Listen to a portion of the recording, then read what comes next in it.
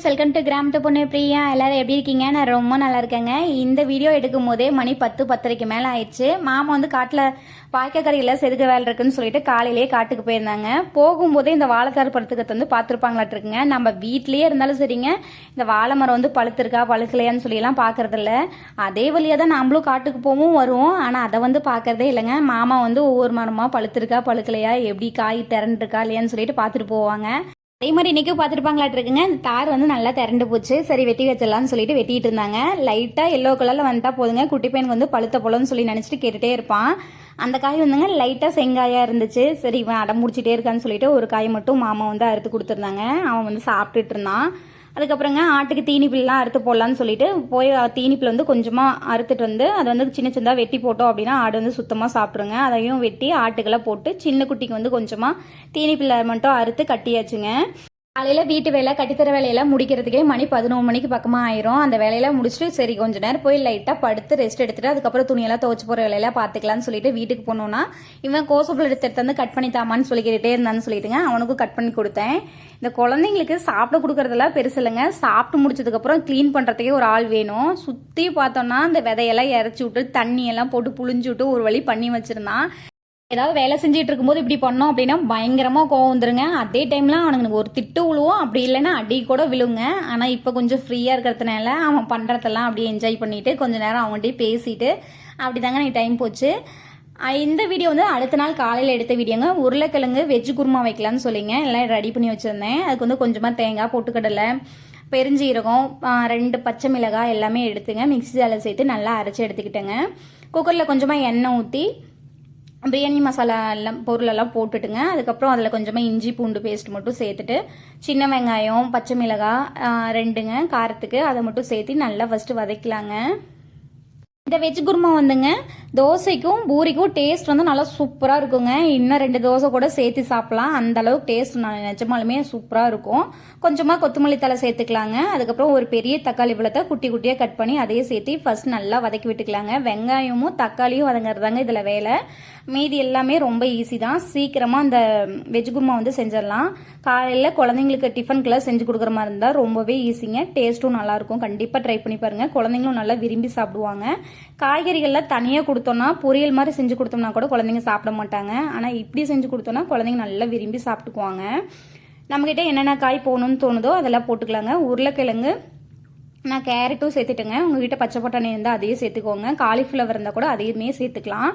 சேர்த்ததுக்கப்புறம் நம்ம மிக்ஸி ஜாரில் வந்து அரைச்சி எடுத்து வச்சோம் இல்லைங்களா, அதையுமே சேர்த்து தேவையான அளவுக்கு உப்பு மட்டும் போட்டு கொஞ்சமாக தண்ணி ஊற்றி ஒரு 2 விசில் விட்டு எடுத்தோம்னா சூப்பரான வெஜ் குருமா ரெடிங்க. கண்டிப்பாக ட்ரை பண்ணி பாருங்கள். அன்றைக்கி காலையில் வந்து பூரி செஞ்சு வெஜ் குருமா வந்து செஞ்சுருந்தேன்.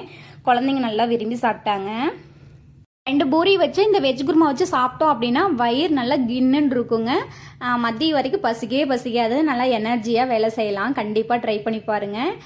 குழந்தைங்களாம் சாப்பிட வச்சு குழந்தைங்களுக்கு ஸ்கூல் கிளப்பி விட்டுங்க. பாப்பா 2 பேருக்கு கொண்டு போய் ஸ்கூலில் விட்டாச்சுங்க. குட்டி பையனும் ஸ்கூலுக்கு வந்து கிளம்பிட்டான். அவங்க அந்த சைட் போயிட்டாங்கனாவே டெய்லியும் என்ன பண்ணுறது, ஒரு 10 நிமிஷம் படுத்து எழுந்திரிச்சு ரெஸ்ட் எடுத்துட்டு அதுக்கப்புறம் போய் நான் வேறு வேலையை பார்க்கலாம்னு சொல்லிட்டு படுத்தோம்னா கூட எழுந்திரிச்சிடலாங்க. ஆனால் அந்த மொபைல் எடுத்தோம் அப்படின்னா டைம் எப்படி போகுதுன்னே தெரியாது. ஒரு அரை மணி நேரத்துக்கு மேலே அப்படியே இப்போ மொபைல் பார்த்துட்டே இருக்க வேண்டியதுதான். அதுக்கப்புறம் தாங்க எந்திரிச்சு சாப்பிட்டு மற்ற வேலையை பார்க்குறது.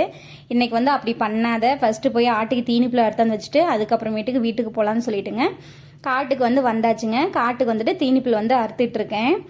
அறுத்து கொண்டு போய் வீட்டில் வச்சுட்டுங்க. அதுக்கப்புறமேட்டுக்கு வீட்டுட்டு இருக்கிற வேலையெல்லாம் முடிச்சுட்டு கத்திரி செடிங்க நம்ம வெங்காயம் போட்டப்ப அதில் வந்து நடுவாண்ட வந்து நட்டு விட்டுருந்தோம். அந்த கத்திரி செடி வந்து ஓரளவுக்கு நல்லாவே பெருசாகிடுச்சு. அந்த செடிக்கு சுற்றி பார்த்தோன்னா அவ்வளோ ஒரு பில்லுங்க. அந்த பில்லெல்லாம் வெட்டி விட்டு செடிக்கு வந்து மண் அணைச்சி விட்டுடுது. அதுக்கப்புறம் உரம் வச்சு விட்டோம்னா தாங்க செடி ஓரளவுக்கு நல்லாவே பெருசாகும். செடி நல்லா சூப்பராகவே இருக்குது. பாப்பா தம்பி எல்லாமே ஸ்கூல்லேருந்து வந்துட்டாங்க. வந்ததும் அவங்களுக்கு டீ எல்லாம் வச்சு கொடுத்துட்டுங்க காட்டுக்கு வந்து கூட்டிகிட்டு வந்தாச்சுங்க. அவங்க வந்து நல்லா ஜாலியாக விளாண்டுட்டு இருந்தாங்க. சரி வெட்டலான்னு சொல்லி பார்த்தோன்னா நல்லா காடு காஞ்சி போச்சுங்க. வெட்டுறதுக்கே நல்லா இல்லை.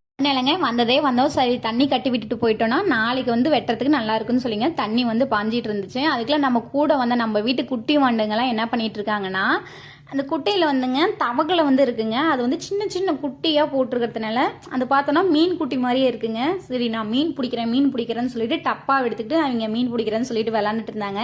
சரி ஏதோ விளாடுங்கடான்னு சொல்லிட்டு விட்டாச்சு. அது மீன் குட்டி இல்லடா தவளை குட்டிடான்னு சொல்லிட்டு நெட்டில் கூட தவளையோட வளர்ச்சியை போட்டு கட்டினேங்க. அப்போ கூட நம்பவே இல்லை, இது மீன் குட்டி தான் சொல்லிட்டு பிடிச்சிட்டு இருந்தாங்க. சரி ஏதோ பண்ணுங்கடான்னு சொல்லிட்டுங்க, எனக்கு வீட்டில் வேலை இருக்குது, நீங்கள் ஏதோ பண்ணிட்டு வாங்கடான்னு சொல்லிட்டு விட்டுட்டு நான் வந்து வீட்டுக்கு வந்தாச்சுங்க. மாமா வந்து தண்ணி கட்டிட்டு இருக்காங்க. அவங்க வந்து காட்டில் இருக்கிற வரைக்கும் அவங்களும் விளாண்டுட்டு இருப்பாங்க. போகும்போதே ஆட்டெல்லாம் கொண்டாந்து நரிப்பித்தம்பூரில் கட்டியிருந்தேங்க. சரி மாட்டிக்கிச்சா என்னன்னு சொல்லிட்டு வந்து பார்த்துட்டு இருந்தேன். அது வந்து நல்லா தாங்க மேய்ஞ்சிட்டு இருந்துச்சு. சரி இன்னும் கொஞ்சம் நேரம் இங்கேயே இருக்கலாம்னு சொல்லிட்டு வெயிட் பண்ணிட்டு இருந்தேன். அதுக்குள்ள மாமா தம்பி எல்லாமே காட்டில இருந்து வந்துட்டாங்க. இந்த வீடியோ அடுத்த நாள் எடுத்த வீடியோங்க. அன்னைக்கு வந்து நல்லா மழை பெஞ்சிருந்துச்சு. நம்ம வீட்டில் இருந்து தடத்துக்கு போகிற வரைக்கும் தடம் போட்டிருப்போம் இல்லைங்களா, அந்த தடத்தில் வந்து நல்லா செம்மூண்டு வந்து நல்லா முளைச்சி போய் கிடந்துச்சுங்க. செம்மூண்டை விட இந்த வெள்ளை பூண்டு இருக்கும் இல்லைங்களா, அதுதாங்க அதிகமாக இருந்துச்சு. நாங்களும் களைக்கொல்லி அடிச்சடிச்சு பார்க்குறோம், அதை வந்து கண்ட்ரோலே பண்ண முடியல. ஒரு மாதம் 1.5 மாதம் அந்த களைக்கொல்லி வந்து அடிக்காத விட்டோம்னா போதுங்க, அந்த இடத்துல வந்து பில்லு வந்து ரொம்ப அதிகமாக போயிடுது, புதையாட்டம் ஏறி போயிடுதுங்க. அதை வந்து இன்றைக்கி மழை பெஞ்சதுக்கு அதுக்கும் பிடுங்கணும்னா ஈஸியாக பிடுங்க வரும்னு சொல்லிட்டுங்க அதுதாங்க பிடுங்கிட்டு இருந்தோம். பிடுங்கி விட்டதுக்கப்புறம் அந்த ஃபுல்லாக கூட்டி விட்டுட்டு அதையும் அள்ளி போட்டு நெருப்பு வச்சு விட்டோன்னா அந்த இடத்த பார்க்குறதுக்கு அவ்வளோ நீட்டாக இருக்குங்க. குழந்தைங்களும் இந்த வழியாக தாங்க காட்டுக்கு போகிற மாதிரி இருந்தாலும் போவாங்க, சாயங்காலமும் இதில் தாங்க விளாண்டுட்டு இருப்பாங்க. அதனால் இந்த இடத்துல ஃபஸ்ட்டு சுத்தம் பண்ணி விட்டலான்னு சொல்லிட்டு அந்த வேலையை தாங்க பார்த்துட்டு இருந்தோம். ஃபேமிலியா எல்லாரும் சேர்ந்து பேசிக்கிட்டே வேலை செஞ்சதுனால இந்த சைடு க்ளீன் பண்ணுறதே தெரிலங்க. சீக்கிரம் க்ளீன் பண்ணி முடிச்சாச்சு. க்ளீன் பண்ணி முடிச்சதுக்கப்புறம் அந்த பூண்டெல்லாம் அள்ளி கூட ஒரு பக்கமாக போடலங்க. அதுக்குள்ள மேற்கு பக்கம் போய் மாமா சுத்தம் பண்ணலான்னு சொல்லியிருந்தாங்க. வீட்டுக்கு மேற்கு பக்கம் போய் பார்த்தோன்னா அதுக்கு மேலே பில்லு வந்து நல்லா பெருசாக வளர்ந்து போய் கிடந்துச்சுங்க. இந்த மலையறதுலேயே பிடுங்கி விட்டுறலாம் கையோட, நான் நாளை காலையில் கூட அள்ளி போட்டுக்கிறேன்னு சொல்லியிருந்தாங்க. இந்த மேல் இருக்கிற பில்லை மட்டும் ஃபஸ்ட்டு நல்லா பிடுங்கி விட்டுட்டு கீழே இருக்கிற பில்லை டிராக்டர் விட்டு ஓட்டி விட்டுலான்னு சொல்லியிருந்தாங்க. சரின்னு சொல்லிட்டுங்க இந்த சைடு வந்து பிடுங்கலான்னு சொல்லி வந்தாச்சுங்க. இந்த பூண்டு அதிகமாக இருக்கிறதுனாலங்க இந்த சைடு குழந்தைங்க போனாங்கன்னாவே கூப்பிட்டுட்டே இருப்பாங்க, அந்த சைடு பாம்பு பூச்சிக்கு தான் இருக்கும், போகக்கூடாதுன்னு சொல்லிட்டே இருப்பாங்க. இன்னைக்கு வந்து சுத்தம் பண்ணி விடுவோம், ரொம்பவே நிம்மதியாக இருந்துச்சு. இனிமேல் குழந்தைங்க நல்லா ஜாலியாக விளையாடுவாங்க.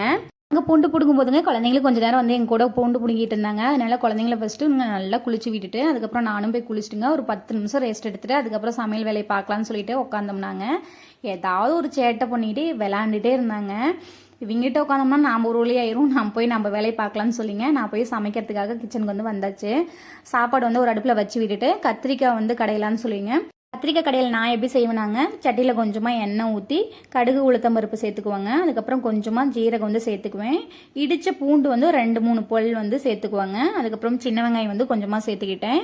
2 வரமிளகாய் வந்து சேர்த்துக்கிட்டேங்க. அதுக்கப்புறம் ஒரு 3 தக்காளி வந்து சின்ன சின்னதாக கட் பண்ணி அதையும் சேர்த்து நல்லா வதக்கி விட்டதுக்கப்புறம் கத்திரிக்காயும் கட் பண்ணிங்க, அதையும் சேர்த்து நல்லா வதக்கி விட்டுக்கலாங்க. அது கூடயே கொஞ்சமாக மஞ்சத்தூள், சாம்பார் தூள் வந்து கொஞ்சமாக சேர்த்துங்க. தேவையான அளவுக்கு தண்ணி ஊற்றி நல்லா வதக்கி விட்டு சின்னதாக புளி வச்சுங்க, தேவையான அளவுக்கு உப்பு சேர்த்து ஒரு 10 நிமிஷம் நல்லா வேக விட்டு அதுக்கப்புறம் கடைஞ்சி எடுத்தோன்னா சூப்பரான கத்திரிக்காய் கடையில் ரெடிங்க. நல்லா சுடு சாப்பாடு கூட வச்சு சாப்பிடும்போது டேஸ்ட் நல்லாயிருக்கும்.